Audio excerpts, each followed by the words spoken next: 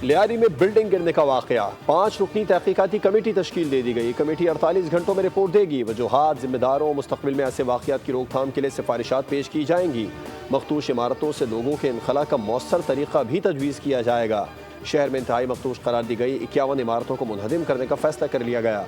Commissioner Karachi अगले 24 घंटे में कराची में मखदूश करार दी गई इमारतों की मुकम्मल तफसीलात फराहम करेंगे।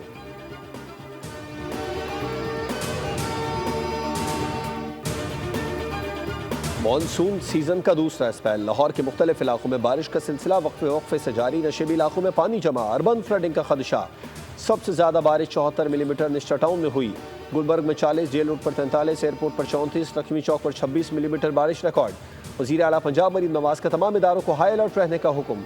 वासा PDMA लोकल गवर्नमेंट को फील्ड में रहने की हिदायत। कहा कमिश्नर्स, डिप्टी कमिश्नर्स को नशेबी इलाकों से निकासी आप की मॉनिटरिंग की जाए। खैबर पख्तूनख्वा और पंजाब के बेशतर इलाकों में बारिश मुतवक्के। PDMA के मुताबिक खैबर पख्तूनख्वा में बारिश के बाद सैलाब से 48 घंटों के दौरान 6 अफराद जहाँ भाग हो गए, 8 घरों को नुकसान पहुंचा। बारिशों के बायस दरिया सिंध में जिना बिराज और चश्मा बिराज पर निचले दर्जे का सैलाब है।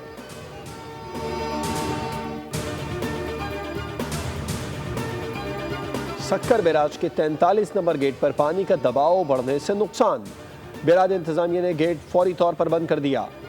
कंपनी ने इतराफ में कोफर डैम बनाना शुरू कर दिया है। बैराज के 44 नंबर से 59 नंबर तक गेट तब्दील किए गए थे। दरिया सिंध में अगले हफ्ते निचले दर्जे का सैलाब मुतवक्के है। सैलाबी रैला आने से पहले अगर गेट 43 के इतराफ कोफर डैम नहीं बन सका तो नुकसान का अंदेशा है।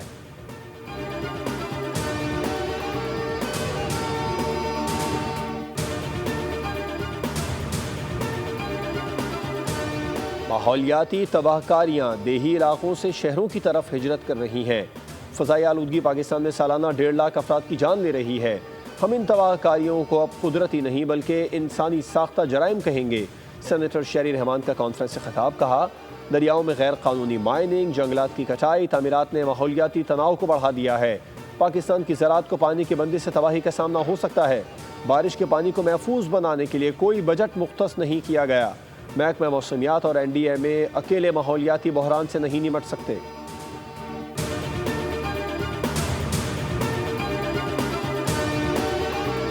गवर्नर हाउस में chief justice Sindh high court की तक़रीब हलफ बर्दारी। जस्टिस मोहम्मद जुनैद गफ्फार ने chief justice Sindh high court के ओहदे का हलफ उठा लिया। तक़रीब हलफ बर्दारी में वज़ीर आला सिंध मुराद अली शाह भी शरीक हुए। हलफ उठाने के बाद chief justice Sindh high court ने मज़ार क़ायद पर हाज़िरी दी।